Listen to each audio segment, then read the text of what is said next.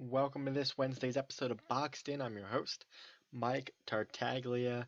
Sorry about last week. Some technical difficulties shut us out for a week, but we are back, and we're back in business here on Boxed In.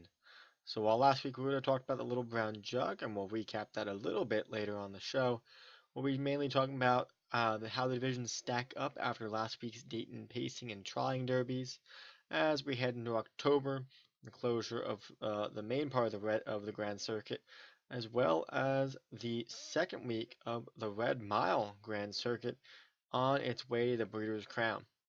So first, let's start off with a recap of the Dayton Pacing Derby, where Don't Tell Me Again, the graduate pace winner, took over on the front end early and paced home ahead of Western Fame and our points leader Mick Wicked in 147 and 4. We'll be seeing more pacing races to go, four more of the points races.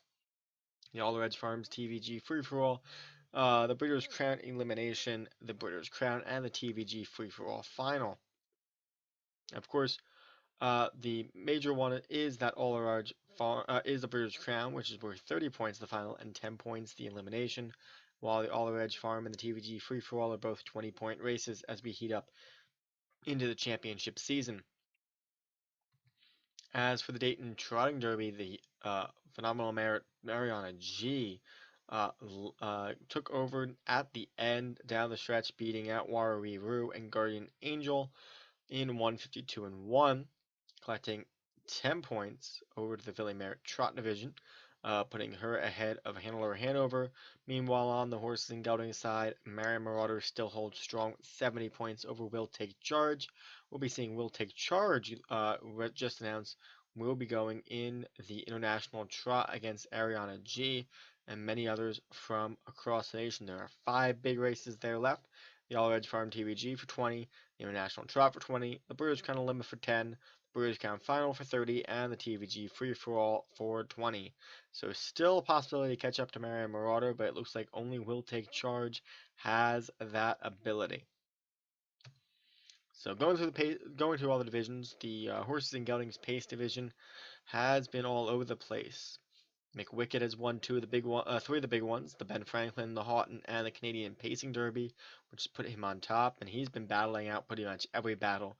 But Lazarus, the Wonder from Down Under, came in and took the damn patch and is moving up the ladder, sitting in 6th with 40 points, and a few more big wins could put him in striking distance of McWicked heading to that TVG free-for-all pace.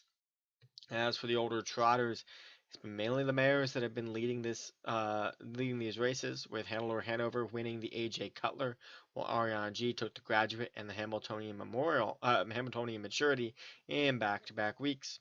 However, later on, as they went off to their own division, Marion Marauder and Crazy Wow have been key contenders here. Will Take Charge has been fighting in battles, although finishing second for the most part and winning 10-point races. But Marion Marauder has those 2 big wins in the John Cashman and the Caesars Trotting Classic. As for the Philly Mare Pace division, Chartin has it all wrapped up, winning the Matchmaker, the Miami Valley Distaff, the Betsy Ross, the Roses Are Red, the Lady Liberty, and the Artiscape.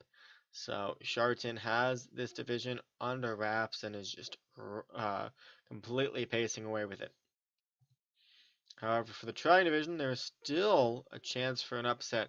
RIG and Hannelore Hanover, reigning horse of the year, are leading this division, getting most of their points from the male side, from the open trying events, while Broadway Donner and Dream Together have been picking up some wins in their absence. Dream Together winning the Dr. J.R. Steele Memorial and the Joy de V, while Broadway Donna took the Miss Versatility final a few weeks ago at the Delaware County Fair. Be interesting to see how this shapes up in the Breeders' Crown, where RNRG and Hannelore Hanover both have to go into the Philly Mare Trot final, as all the races are exclusive to gender and age. As for the 3-year-old Colton Gelding Pace division, this one's another one that's been all over the place. Stay Hungry captured the first 2 legs of the Triple Crown, but after a disqualification in the Little Brown Jug, would have had a race on the outside, and a pace on the outside of the field in the final. So Courtly Stay Hungry was scratched, opening the door for the Meadowlands pace winner Courtly Choice to take the Little Brown Jug and get some points back on this division. So Courtly Choice looking to try to take over from Stay Hungry. Still plenty of races in this division to go as Stay Hungry takes the lead, but Dorsaduro, Hanover, Lather Up, and Courtly Choice and Jimmy Freight are all right behind. As for the Trotters, no one's really cemented themselves on the top of this division since the Hamiltonian was won by Atlanta, and Six Pack hasn't been super consistent, but does have wins in the Stanley Dancer and the Yonkers Trot. There is still a lot of room at that top four. Metzall, Crystal Fashion, and Wolfgang chasing Six Pack, but closing in. So still plenty of points up for grabs in this division to try to beat past Six Pack. As for the 3-year-old filly pacing division, it's a 3-horse pace with Kissin' in the Stand, Alexis Power, and You Are My Candy Girl, a likely 1-2-3 finish in the Breeders' Crown. Kissin' in the Stand is holding strong, has 2 really good wins in the James Lynch and the Mistletoe Chalet. Although we did see You Are My Candy Girl winning the Shady Daisy on Hamiltonian Day, and most recently Alexis Power winning the Jugette at the Delaware County Fair. We'll be seeing all of them on in action in the Tyrosols this weekend at the Red Mile. And for the 3-year-old filly Trotters, while Atlanta is probably the favorite for most people going into the Breeders' Crown after the win in the Hamiltonian over the boys, it's been Manchego who has been dominant in this division.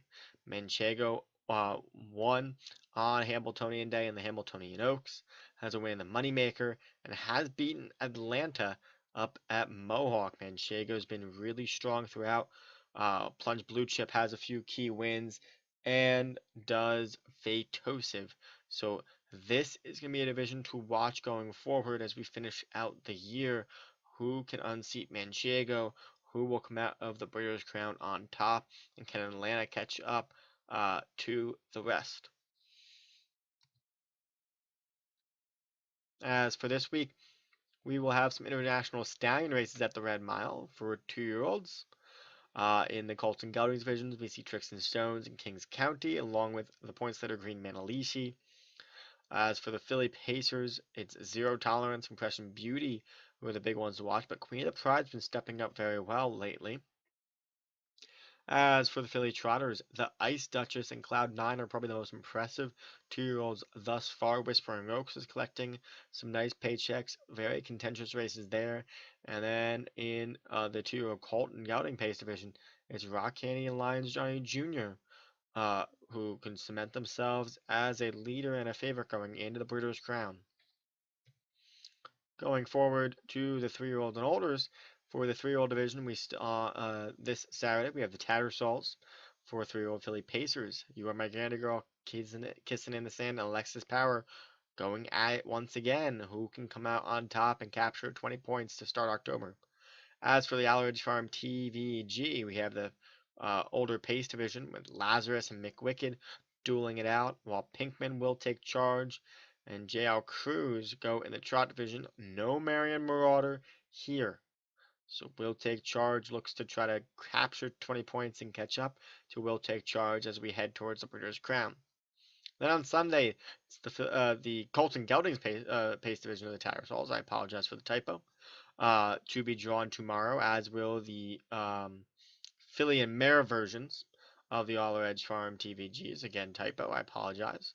And finally, the Kentucky Filly Futurity and the final leg of the the trotting division, the Kentucky Futurity, the final leg of the trotting Triple Crown, which will start off with the Hamiltonian, then the Yonkers Trot, and finishes up with the Kentucky Futurity. We did see Marion Marauder win the Triple Crown a few years back. We won't see a Triple Crown this year on the trotting side. We didn't see one with the pacing side. But as Six Pack won the Yonkers Trot and Atlanta won the Hamiltonian. But we will see the final leg on Sunday.